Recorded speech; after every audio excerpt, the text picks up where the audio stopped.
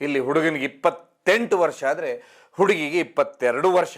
ಕೊನೆಯದಾಗಿ ಈ ಹುಡುಗಿ ಬದುಕಲಿಕ್ಕೆ ಸಿಕ್ಕಾಪಟ್ಟೆ ಕಷ್ಟಪಟ್ಟಿದ್ದಾಳೆ, ಜೀವ ಉಳಿಸ್ಕೊಳ್ಳೋದಕ್ಕೆ ತುಂಬ ಫೈಟ್ ಮಾಡಿದ್ದಾಳೆ.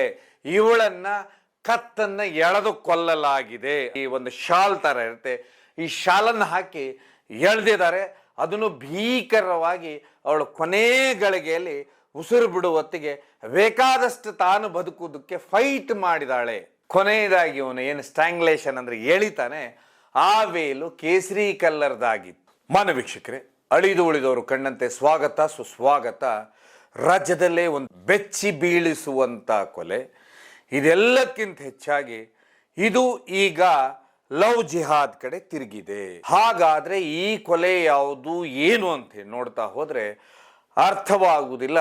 ಇವತ್ತಿನ ಕಾಲದ ಯುವಕ ಯುವತಿಯರು ಇಷ್ಟೆಲ್ಲ ಬುದ್ಧಿವಂತರಾಗಿ ಇವ್ರ ಹತ್ರ ಮೊಬೈಲ್ ಅನ್ನೋದು ದೊಡ್ಡ ಬ್ರಹ್ಮಾಂಡನೇ ಇಟ್ಕೊಂಡು ಯಾಕೆ ಈ ರೀತಿ ಹಾಳಾಗ್ತಾ ಇದ್ದಾರೆ? ಯಾಕಂತ ಹೇಳಿದ್ರೆ ಇಷ್ಟೆಲ್ಲ ಘಟನೆಗಳು ನಡೆದ್ರು ಬುದ್ಧಿ ಯಾಕೆ ಕಲಿಯುವುದಿಲ್ಲ ಅನ್ನೋದಕ್ಕೆ ಪದೇ ಪದೇ ಮರುಕಳಿಸುತ್ತೆ ಅನ್ನೋದಕ್ಕೆ ಇವತ್ತಿನ ಕೊಲೆ ಸಾಕ್ಷಿ ಆಗುತ್ತೆ.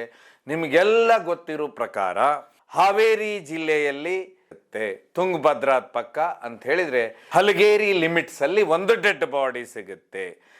ಈ ಡೆಡ್ ಬಾಡಿ ಸಿಕ್ಕಂತ ಡೆಡ್ ಬಾಡಿಯನ್ನ ಪೊಲೀಸರು ಏನ್ ಮಾಡ್ತಾರೆ, ಎಲ್ಲೂ ಪೊಲೀಸ್ ಕಂಪ್ಲೇಂಟ್ ಆಗಿಲ್ಲ ಅಂಥೇಳಿ ಒಂದೇ ದಿವಸದಲ್ಲೇನೆ ಅದರ ಅಂತಿಮ ವಿಧಿ ವಿಧಾನ ಮಾಡ್ತಾರೆ.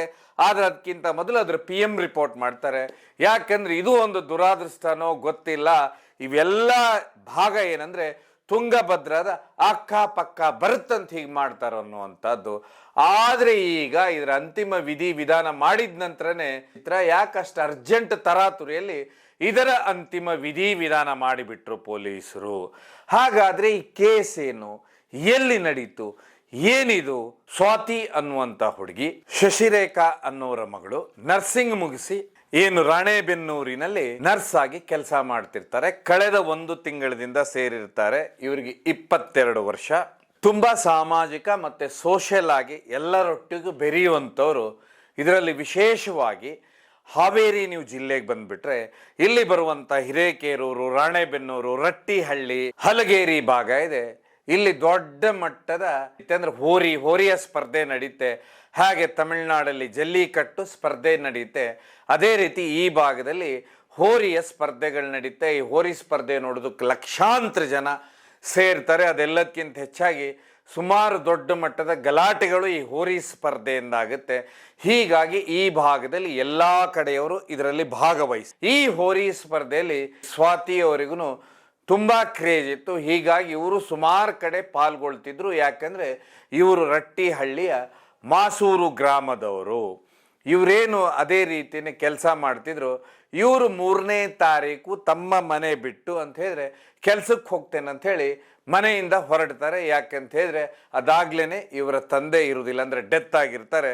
ತಾಯಿ ಶಶಿರೇಖಾ ಮನೆಯಲ್ಲಿರ್ತಾರೆ. ಇವರು ಕೆಲ್ಸಕ್ಕೆ ಹೊರಟಂತವ್ರು. ಮಗಳು ಅವರು ಯೋಚನೆ ಮಾಡ್ತಾಳೆ, ಡೈಲಿ ಮಗಳು ಕೆಲ್ಸಕ್ಕೆ ಹೋಗ್ತಾಳೆ, ಹೇಗಾದ್ರೂ ರಾಣೆಬೆನ್ನೂರಿಗೆ ಅಂತ ಹೇಳಿ ರಾಣೆಬೆನ್ನೂರಿಗೆ ಹೋಗ್ತೇನೆ ಅಂತ ಮನೆಯಿಂದ ಹೊರಡ್ತಾರೆ. ಹೊರಟಂತವ್ರು ಇವರು ಆವತ್ತು ಮನೆಗೆ ವಾಪಸ್ ಬರೋದಿಲ್ಲ. ಆವಾಗ ತಾಯಿ ಏನ್ ಮಾಡ್ತಾರೆ ಅಂದ್ರೆ ಹೋರಿ ಅಂತ ಸ್ಪರ್ಧೆಗಳು ಅಲ್ಲಿ ಇಲ್ಲಿ ಭಾಗವಹಿಸುವುದರಿಂದ ನಾಳೇನೋ ಬರ್ಬೋದು ಅಂತ 4ನೇ ತಾರೀಕು ಆಗುತ್ತೆ, ಬರುದಿಲ್ಲ. ತಮ್ಮ ರಿಲೇಷನ್ಗಳ ಮನೆ ಹತ್ರ ಹೋಗ್ಲಿಕ್ಕೆ ಶುರು ಮಾಡ್ತಾರೆ. 5ನೇ ತಾರೀಕು ಆಗುತ್ತೆ, ಬರುದಿಲ್ಲ. 6ನೇ ತಾರೀಕು ಆಗುತ್ತೆ, ಬರುದಿಲ್ಲ. ಆಗ ಇವ್ರು ಏನ್ ಮಾಡ್ಬಿಡ್ತಾರೆ ಅಂದ್ರೆ 7ನೇ ತಾರೀಕಿನ ದಿವಸ ಇವ್ರೇನ್ ಮಾಡ್ತಾರೆ, ಪೊಲೀಸ್ ಕಂಪ್ಲೇಂಟ್ ಅನ್ನ ಕೊಡ್ತಾರೆ. ಸಮಸ್ಯೆ ಬರುದು ಇಲ್ಲಿ. ಯಾಕಂದ್ರೆ 7ನೇ ತಾರೀಕು ಏನ್ ಕಂಪ್ಲೇಂಟ್ ಕೊಡ್ತಾರೆ, ಇವ್ರಿಗೆ ಇಲ್ಲೇ ಅವ್ರಿಗೆ ಅಂತಿಮ ವಿಧಿ ವಿಧಾನದ ಇದನ್ನೂ ಸಿಗುದಿಲ್ಲ ಅಂತ ಹೇಳಿದ್ರೆ ಆ ಒಂದು ಭಾಗ್ಯನೂ ಸಿಗುದಿಲ್ಲ ಅನ್ನೋದೇ ಇಲ್ಲಿ ದುರಾದೃಷ್ಟ. ಯಾಕಂತ ಹೇಳಿದ್ರೆ ಪೊಲೀಸರಿಗೆ ಏನಾಗುತ್ತಂದ್ರೆ 6ನೇ ತಾರೀಕೆ ಈ ಡೆಡ್ ಬಾಡಿ ಸಿಗುತ್ತೆ. ಏನು ಹಲಗೇರಿ ಲಿಮಿಟ್ಸಿನಲ್ಲಿರುವಂಥ ತುಂಗಭದ್ರಾ ನದಿಯಲ್ಲಿ ಸಿಗುತ್ತೆ. ಅದಾಗ್ಲೇನೆ ದೇಹ ಡಿಕಂಪೋಸ್ ಆಗಿರುತ್ತಂತೆ, ಅಂದ್ರೆ ಊದ್ಕೊಂಡಿರುತ್ತೆ. ಅಲ್ಲಿ ಬೇಕಾದಷ್ಟು ನದಿ ಅಂದ್ಕೊಳ್ಳೆ ಮೀನ ಅದು ಇದು ಎಲ್ಲ ಇರುತ್ತೆ. ಆಗ ಪೊಲೀಸರು ಏನು ಮಾಡ್ತಾರೆ ಅಂದರೆ ಇದನ್ನ PMಗೆ ಕಳಿಸ್ತಾರೆ, ಅದನ್ನ ಪೋಸ್ಟ್ ಮಾರ್ಟಮ್ಗೆ ಕಳಿಸ್ತಾರೆ. ಕಳಿಸಿದ ನಂತರ ಅವ್ರೇನು ಮಾಡ್ತಾರೆ ಅಂದರೆ ಇವತ್ತಂದರೆ ಒಂದು ಇದನ್ನ ಚೆಕ್ ಮಾಡ್ತಾರೆ, ತಮ್ಮ ಕಂಪ್ಯೂಟರಲ್ಲಿ ಚೆಕ್ ಮಾಡ್ತಾರೆ, ಯಾವುದಾದ್ರೂ ಸ್ಟೇಷನಲ್ಲಿ ಮಿಸ್ಸಿಂಗ್ ಕಂಪ್ಲೇಂಟ್ ಇದೆನಾ ಅಂಥೇಳಿ, ಅಥವಾ ಯಾರಾದರೂ ಕಂಪ್ಲೇಂಟ್ ಮಾಡಿದಾರ ಅಂಥೇಳಿ. ಆದ್ರೆ ಆ ರೀತಿ ಯಾವ ಕಂಪ್ಲೇಂಟ್ಸು ಇವ್ರಿಗೆ ಕಾಣಿಸೋದಿಲ್ಲ ಪೊಲೀಸರಿಗೆ. ಹೀಗಾಗಿ ಏನು ಮಾಡಿಬಿಡ್ತಾರಂದ್ರೆ ಅಲ್ಲಿಗೆ ಸಂಬಂಧಪಟ್ಟ ಕೆಲವೊಂದು ಏನಂತ ಹೇಳಿದ್ರೆ ಗ್ರಾಮ ಪಂಚಾಯತಿನೋ ಜಿಲ್ಲಾ ಪಂಚಾಯತಿಯೋ ಈ ರೀತಿ ಸದಸ್ಯರು ಅವ್ರು ಇವ್ರಿಗೂ ಎಲ್ಲರ ಸಮ್ಮುಖದಲ್ಲಿ ಅನಾಥ ಶವ ಅಂತ ಹೇಳಿ ಏನು ಮಾಡಿಬಿಡ್ತಾರೆ, ಅದರ ಅಂತಿಮ ವಿಧಿವಿಧಾನ ಮಾಡಿಬಿಡ್ತಾರೆ. ಮಾಡಿದಾಗ ಏನಾಗುತ್ತೆ ಅಂತ ಹೇಳಿದ್ರೆ ಇವರೇನು 7 ತಾರೀಕಿಗೆ ಹೋಗಿ ರಟ್ಟಿಹಳ್ಳಿ ಪೊಲೀಸ್ ಸ್ಟೇಷನ್ನಲ್ಲಿ ಕಂಪ್ಲೇಂಟ್ ಕೊಡ್ತಾರೆ. ಪೊಲೀಸರು ಕಂಪ್ಲೇಂಟ್ ತಗೊಂಡು ಒಂದು ದಿವಸ ಆಗುತ್ತೆ. ಆಗ ಏನಾಗುತ್ತೆ ಅಂತ ಹೇಳಿದ್ರೆ ಅಲ್ಲೇ ಪಕ್ಕದಲ್ಲಿ ಏನು ಜಾಸ್ತಿ ದೂರ ಇಲ್ಲ, ನಿಮ್ಗೆ ರಟ್ಟಿಹಳ್ಳಿ ಹಾಗೆ ಹಲಗೇರಿ ಅನ್ನುವಂಥದ್ದು ಏನಿಲ್ಲ. ನೀವೇನು ನ್ಯಾಷನಲ್ ಹೈವೇ ಅಂತ ಹೇಳಿದ್ರೆ ರಾಣೆಬೆನ್ನೂರ್ಗಿಂತ ಮೊದಲು ನ್ಯಾಷನಲ್ ಹೈವೇಲಿ ಲೆಫ್ಟ್ ತೊಗೊಂಡ್ರೆ ರಸ್ತೆ ಬರುತ್ತೆ, ಶಿವಮೊಗ್ಗಕ್ಕೆ ಹೋಗೋ ರಸ್ತೆ ಬರುತ್ತೆ. ಅಲ್ಲಿ ಒಂದು ಸೈಡ್ ರಟ್ಟಿಹಳ್ಳಿ ಇದ್ರೆ ಇನ್ನೊಂದು ಸೈಡ್ ಹಲಗೇರಿ ಇದೆ. ಇದೇ ಭಾಗದಲ್ಲಿ ತುಂಗಭದ್ರಾ ನದಿನೂ ಹರಿಯುತ್ತೆ. ಅಂದ್ರೆ ಅವ್ರಿಗೆ ಇನ್ನೊಂದು ದಿವಸ ಗೊತ್ತಾಗಿರುತ್ತೆ, ಅದಾಗ್ಲೇನೆ ಅವಳ ಅಂತಿಮ ವಿಧಿವಿಧಾನ ಮುಗಿದು ಹೋಗಿರುತ್ತೆ. ಆಗ ಅವರು ಪೊಲೀಸ್ ಸ್ಟೇಷನ್ಗೆ ಅಂತ ಹೇಳಿದ್ರೆ ಅವ್ರ ತಾಯಿ ಅವರೆಲ್ಲ ಪೊಲೀಸ್ ಸ್ಟೇಷನ್ಗೆ ಹೋದಾಗ ಅವ್ರೇನ್ ಮಾಡ್ತಾರೆ ಅಂದ್ರೆ ಫೋಟೋವನ್ನ ತೋರಿಸ್ತಾರೆ. ಅವ್ರು ಹೇಳ್ತಾರೆ ಇದು ನಮ್ಮ ಮಗಳು. ಆಗ ಪೊಲೀಸರು ಕೇಳ್ತಾಳೆ ಇವ್ರ ಮೊಬೈಲ್ ನಂಬರ್ ಏನು ಅಂದಿಲ್ಲ. ಯಾಕೆಂದ್ರೆ ಮೊಬೈಲ್ ಒಂದು ವೇಳೆ ಸಿಕ್ತಂದ್ರೆ ಇಡೀ ಬ್ರಹ್ಮಾಂಡನೇ ಸಿಗುತ್ತೆ ಅನ್ನುವಂಥದ್ದು ಗೊತ್ತಿರುತ್ತೆ. ಆಗ ಮೊಬೈಲ್ ನಂಬರ್ ತಗೊಳ್ತಾರೆ. ಮೊಬೈಲ್ ನಂಬರ್ ತಗೊಂಡ ನಂತರ ಮತ್ತೊಂದು ಅಂತ ಹೇಳಿದ್ರೆ ಒಂದು ವರದಿ ಅಂದ್ರೆ ಪೋಸ್ಟ್ ಮಾರ್ಟಮ್ ರಿಪೋರ್ಟ್ ಬರುತ್ತೆ. ಆ ರಿಪೋರ್ಟಲ್ಲಿ ಕೊನೆಯದಾಗಿ ಈ ಹುಡುಗಿ ಬದುಕಲಿಕ್ಕೆ ಸಿಕ್ಕಾಪಟ್ಟೆ ಕಷ್ಟಪಟ್ಟಿದ್ದಾಳೆ, ಜೀವ ಉಳಿಸ್ಕೊಳ್ಳೋದಕ್ಕೆ ತುಂಬಾ ಫೈಟ್ ಮಾಡಿದಾಳೆ, ಇವಳನ್ನ ಕತ್ತನ್ನ ಎಳೆದು ಕೊಲ್ಲಲಾಗಿದೆ. ಶಾಲ್ ತರ ಇರುತ್ತೆ, ಈ ಶಾಲನ್ನು ಹಾಕಿ ಎಳೆದಿದ್ದಾರೆ. ಅದನ್ನು ಭೀಕರವಾಗಿ ಅವಳು ಕೊನೆ ಗಳಿಗೆಯಲ್ಲಿ ಉಸಿರು ಬಿಡುವ ಹೊತ್ತಿಗೆ ಬೇಕಾದಷ್ಟು ತಾನು ಬದುಕುವುದಕ್ಕೆ ಫೈಟ್ ಮಾಡಿದಾಳೆ ಅನ್ನುವಂಥದ್ದು ಅಲ್ಲೇನಾಗುತ್ತೆ ಅಂದ್ರೆ PM ಅಲ್ಲಿ ಗೊತ್ತಾಗುತ್ತೆ. ಅದು ಏನಂತ ಹೇಳಿದ್ರೆ ಆಮೇಲೆ ಇಲ್ಲಿ ಸ್ಟ್ಯಾಂಗ್ಲೇಷನ್ ಅಲ್ಲಿ ಎಳೆದಿರುವಂತ ಮಾರ್ಕು ಇದೆಲ್ಲ ನೋಡಿದಾಗ ಅವಳ ಕೊನೆ ಮೂಮೆಂಟ್ ಅಲ್ಲಿ ಇರುತ್ತೆ. ಇದು ಯಾವಾಗ ಬರುತ್ತೆ ಆಗ ಪೊಲೀಸರಿಗೆ ಶಾಕ್ ಬಂದ್ಕೊಳ್ಳೇನೆ ಇವ್ರು ಏನ್ ಮಾಡ್ಬಿಡ್ತಾರೆ ಅಂದ್ರೆ ಇವರ ಹುಡುಕಾಟವನ್ನ ತೀವ್ರತೆಗೊಳಿಸಿದಾಗ ಇವರು ಮೊದಲಿಗೆ ಮಾಡೋದು ಏನಂತ ಹೇಳಿದ್ರೆ ಆ ಮೊಬೈಲ್ನಲ್ಲಿ ಯಾರ್ಯಾರ ನಂಬರ್ ಇತ್ತು, ಆಮೇಲೆ ಮನೆಯವರಿಂದ ಕೇಳ್ತಾರೆ ಯಾರ್ಯಾರು ಇವರಿಗೆ ಫ್ರೀಕ್ವೆಂಟ್ ಆಗಿ ಮಾತಾಡ್ತಾ ಇದ್ರು ಏನು ಅಂತೇಳಿ ಆ ಮೊಬೈಲ್ ನಂಬರಲ್ಲಿ ಇದ್ದಂಥ ಮೊಬೈಲ್ನ ತಗೊಂಡು ಇವ್ರು ಏನು ಮಾಡಿದ್ರು ಪೊಲೀಸರು ಏನು ಇವರು ಡೆತ್ ಆದಂಥ ಜಾಗ ಮತ್ತು ಎಲ್ಲೆಲ್ಲಿ ಯಾವ್ಯಾವ ನಂಬರ್ ಬಂದಿದೆ ಅಂತ ನೋಡಿಕೊಳ್ಳೇನೆ ಅದು ಮೊದಲು ಬರುವಂಥದ್ದು ರಾಣೆಬೆನ್ನೂರಿನಲ್ಲಿ ನಂಬರ್ ಇರುತ್ತೆ. ಆ ನಂಬರ್ ಯಾರ್ದಂತ ಹೇಳಿದ್ರೆ ನಯ್ಯಾಜ್ ಅನ್ನೋ ವ್ಯಕ್ತಿದು. ಇವನು ನಯ್ಯಾಜ್ ಅಂತ ಹೇಳಿ ಅವನು ಮೊದಲಿಗೆ ಮೊಬೈಲ್ ಟ್ರೇಸ್ ಆಗುದಿಲ್ಲ ಅಂತ ಹೇಳಿದ್ರೆ ರಾಣೆಬೆನ್ನೂರಿನ ಒಂದು ಪಾರ್ಕ್ ಹತ್ರ ಈ ಹುಡುಗಿಗೆ ಕಾಲ್ ಮಾಡಿರುವಂತ ಮೊಬೈಲ್ ಟ್ರೇಸ್ ಆಗುತ್ತೆ. ಆಗ ಈ ವ್ಯಕ್ತಿನ ಹುಡುಕ್ತಾರೆ, ಯಾಕಂದ್ರೆ ಕೊನೆ ಕಾಲ್ ಅವಂದಾಗಿರುತ್ತೆ. ಈ ವ್ಯಕ್ತಿನ ಏನ್ ಮಾಡ್ಬಿಡ್ತಾರೆ ಅಂದ್ರೆ ಹುಡುಕಿದಾಗ ಇವನು ಹಾವೇರಿ ಹತ್ರ ಅಂತ ಹೇಳಿದ್ರೆ ಪೊಲೀಸರು ಯಾವಾಗ ಎತ್ಕೊಂಡು ಬಂದು ವಿಚಾರಣೆ ತೀವ್ರಗತಿನೇ ಬೇರೆ ಇರುತ್ತೆ. ಯಾವಾಗ ವಿಚಾರಣೆ ಪ್ರಾರಂಭ ಆಗುತ್ತೆ ಆವಾಗ ಅವನು 1 by 1 ಬಾಯ್ ಬಿಟ್ಕೊಂಡು ಹೋಗ್ತಾನೆ ವಿಚಾರಣೆಯಲ್ಲಿ. ಏನಂತ ಹೇಳಿ, ಹೌದು ಈ ಹುಡುಗಿ ಅಂತ ಹೇಳಿದ್ರೆ ಸ್ವಾತಿ ಏನಿದ್ದಾರೆ ಇವರಿಗೆ ನನಗೆ ಕಳೆದ 2 ವರ್ಷದಿಂದ ಪರಿಚಯ ಇತ್ತು. ಆದರೆ ಇತ್ತೀಚೆಗೆ ನನ್ನ ಮನೆಯಲ್ಲಿ ಅಂತ ಹೇಳಿದ್ರೆ ಅಂದ್ರೆ ಇಲ್ಲಿ ವಿಷಯ ಬರೋದು ಅದನ್ನೇ, ಅವರ ಧರ್ಮ ಬೇರೆ ನಮ್ಮ ಧರ್ಮ ಬೇರೆ ಅನ್ನುವಂಥದ್ದು ಇದೆಲ್ಲಾನು ಗೊತ್ತಾಗೋದು ಇವರಿಗೆಲ್ಲ ನಂತರ. ಇದು ಒಂದು ದುರಾದೃಷ್ಟ. ಯಾಕಂತ ಹೇಳಿದ್ರೆ ಇಲ್ಲಿ ಹುಡುಗನಿಗೆ 28 ವರ್ಷ ಆದರೆ ಹುಡುಗಿಗೆ 22 ವರ್ಷ.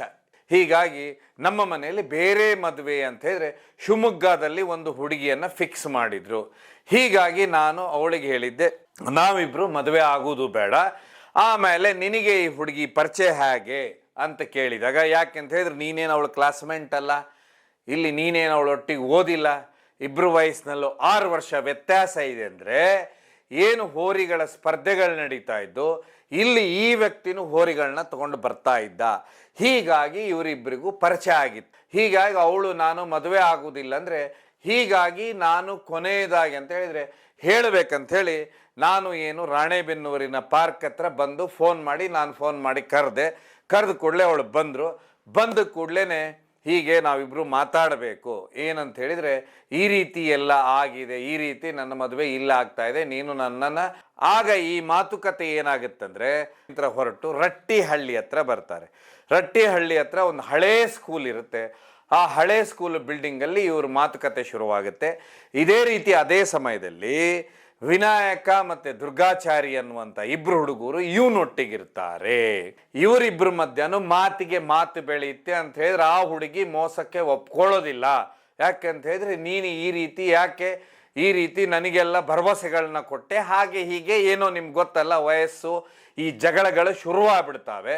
ಇದು ಒಂದು ದೊಡ್ಡ ದುರಾದೃಷ್ಟ. ಯಾಕಂತ ಹೇಳಿದ್ರೆ ಮೊದಲಿಗೆ ಏನೂ ಯೋಚನೆ ಮಾಡೋದಿಲ್ಲ, ಆಮೇಲೆ ಎಲ್ಲನೂ ಯೋಚನೆ ಮಾಡ್ಲಿಕ್ಕೆ ಹೋದ್ರೆ ಅದರ ಅರ್ಥನೇ ಬೇರೆ ಬೇರೆ ಬೇರೆ ರೀತಿ ಆಗುತ್ತೆ ಅಂತ ಹೇಳಿ ಆಗ ಜಗಳ ಯಾವಾಗ ಶುರುವಾಗುತ್ತೆ, ಆಗ ಇದು ಮಿತಿಮೀರಿ ಹೋದಾಗ ಇವನೇನು ಮಾಡಿಬಿಡ್ತಾರೆ ಅಂದರೆ, ಇವನ ಪಕ್ಕದಲ್ಲಿ ಇದ್ದಂಥವ್ರು ಏನಿರ್ತಾರಲ್ಲ ಅವರು ಕೆಲವೊಂದು ಸಂಘಟನೆಯಲ್ಲಿ ಇದ್ದಂಥವ್ರು ಅದೇ ಶಾಲೆತ್ತಿ ಅವಳಿಗೆ ಹಾಕಿ ಎಳೆದು ಬಿಡ್ತಾರೆ. ಹೊತ್ತಿಗೆ ದೊಡ್ಡ ಮಟ್ಟದಲ್ಲಿ ಅವಳು ಫೈಟ್ ಮಾಡ್ತಾಳೆ ಇವನೊಟ್ಟಿಗೆ, ತಾನು ಬದುಕಬೇಕಂತ ಹೇಳಿ. ಅದಾದ ಮೇಲೇನೆ ಏನಾಗುತ್ತೆ ಅಂತ ಹೇಳಿದ್ರೆ, ಇವರು ಅಲ್ಲಿ ಅವಳ ಕೊನೆ ಅಂದರೆ ಜೀವ ತೆಗಿತಾರೆ. ಜೀವ ತೆಗೆದ ಮೇಲೆ ಇನ್ನು ಬಾಡಿನ ಡಂಪ್ ಮಾಡಬೇಕಲ್ಲ, ಹೀಗಾಗಿ ಇವ್ರು ಏನು ಮಾಡಿಬಿಡ್ತಾರಂತೆ, ಇವನೊಟ್ಟಿಗೆ ಬಂದಂಥ ವ್ಯಕ್ತಿ ಏನು ಗಾಡಿ ತೊಗೊಂಡು ಬಂದಿರ್ತಾರೆ ಅಂತ ಹೆಣವನ್ನು ಎತ್ಕೊಂಡೋಗಿ ಇವರು ಸೀದವಾಗಿ ನೇರವಾಗಿ ತೊಗೊಂಡೋಗಿ ಹಲಗೇರಿ ಹತ್ರ ತುಂಗಾಭದ್ರಾ ನದಿಯಲ್ಲಿ ಎಸೆದು ಬಿಡ್ತಾರೆ.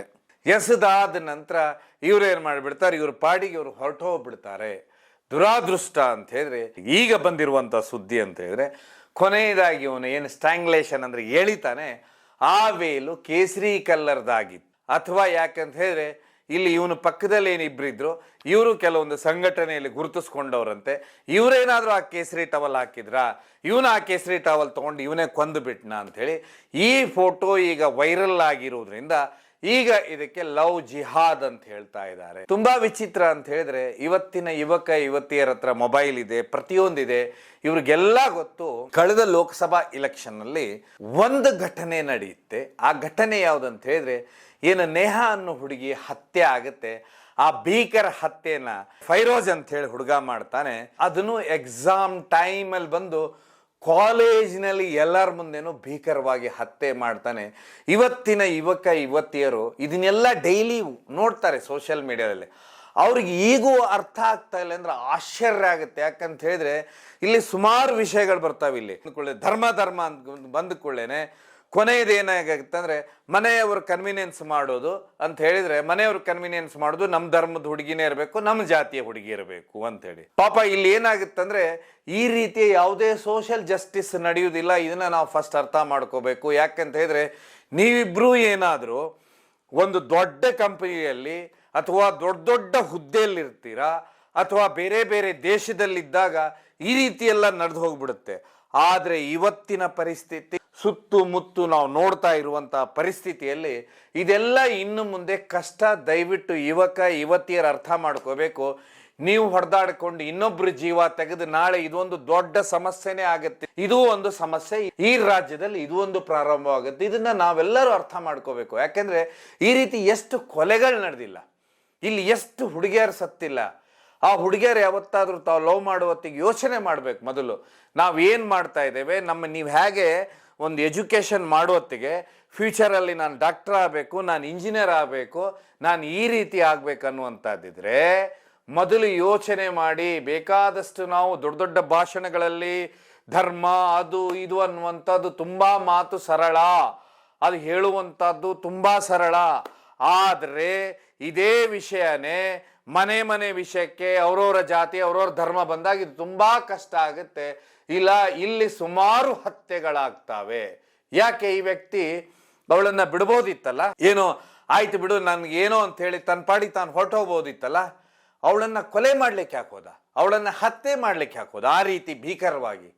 ಅದ್ರ ಹಿಂದೆ ನಾವೇನಾದ್ರೂ ಒಂದ್ ವೇಳೆ ಈ ಹುಬ್ಬಳ್ಳಿ ಕೇಸಿಗೆ ಬಂದ್ಬಿಟ್ರೆ, ಆ ರೀತಿ ಅವಳು ಜೀವಿಸುವ ಅವಳು ಹಕ್ಕಿತ್ತು, ಅವಳಿಗೆ ಜೀವನ ಮಾಡೋ ಹಕ್ಕಿತ್ತು. ಆಗ ಹತ್ಯೆ ಮಾಡುವಂಥ ಅವಶ್ಯಕತೆ ಏನಿತ್ತು? ಇವತ್ತು ಜೈಲಲ್ಲಿ ಹೋಗಿ ಕೂತ್ಕೊಳ್ಳೋದೇನಿತ್ತು? ಈ ರಾಜ್ಯದಲ್ಲಿ ಬೆಂಕಿ ಹಚ್ಚಬೇಕನ್ನುವಂಥದ್ದು. ದಯವಿಟ್ಟು ಯುವತಿಯರು ಯೋಚನೆ ಮಾಡ್ಬೇಕು. ನೀವೆಲ್ಲರೂ ಈ ರೀತಿ ನೀವು ಈ ನಿರ್ಧಾರಗಳಿದೆಲ್ಲ, ಇದು ನಿರ್ಧಾರಗಳು ನಿಮ್ದು ದೊಡ್ಡ ತಪ್ಪು. ಆಮೇಲೆ ಈ ಕೇಸ್ನಲ್ಲಿ ಈ ಹುಡುಗಿ ಏನು ತಪ್ಪು ಮಾಡಿದ್ಲು? ಪಾಪ ಅವಳು ಸೋಷಿಯಲ್ ಆಗಿ ಜೀವನ ಮಾಡ್ತಾ ಇದ್ಲು, ಹೋರಿ ಸ್ಪರ್ಧೆಗಳಿದ್ರು ಹೋಗ್ತಿದ್ಲು. ನೀವು ಈ ಹುಡುಗ ಬಂದ್ಬಿಟ್ಟು ಹೋರಿ ಸ್ಪರ್ಧೆಯಲ್ಲಿ ಈ ಹುಡುಗಿಗೆ ಪರಿಚಯ. ಆದ್ರೆ ಕೊನೆಯದಾಗಿ ಇವನಿಗೇನಿತ್ತು ಅಂತ ದೊಡ್ಡ ದರ್ದು, ಇವನು ಪಾಡಿಗೆ ಇವನು ಹೋಗ್ಬಿಡ್ಬೇಕಾಯ್ತು. ಕರೆದು ಅವಳಿಗೆ ಕನ್ವಿನೆನ್ಸ್ ಮಾಡುದು, ಕನ್ವಿನೆನ್ಸ್ ಆಗ್ಲಿಲ್ಲ ಅಂದ್ರೆ ಅವಳನ್ನ ಕೊಲೆ ಮಾಡು ಮಟ್ಟಕ್ಕೆ ಇವನು ಇದಾನಂದ್ರೆ ಈ ವ್ಯಕ್ತಿಯ ಬ್ಯಾಕ್ಗ್ರೌಂಡ್ ಏನಿರ್ಬೋದು? ಇದನ್ನ ನಾವು ಇವತ್ತು ಯೋಚನೆ ಮಾಡಬೇಕಾಗತ್ತೆ. ಈ ಕೊಲೆ ಮಾಡಿದಂಥವ್ರಿಗೆ ಕಠಿಣವಾದ ಶಿಕ್ಷೆ ಆಗ್ಲೇಬೇಕಂತ ಹೇಳ್ತಾ ಈ ಕಾರ್ಯಕ್ರಮವನ್ನು ಮುಗಿಸ್ತೇನೆ. ಕಾರ್ಯಕ್ರಮ ನೋಡಿದ್ದಕ್ಕೆ ಧನ್ಯವಾದ. ಇದು ಕೇವಲ ಜನಜಾಗೃತಿಗೋಸ್ಕರ ಮಾತ್ರ.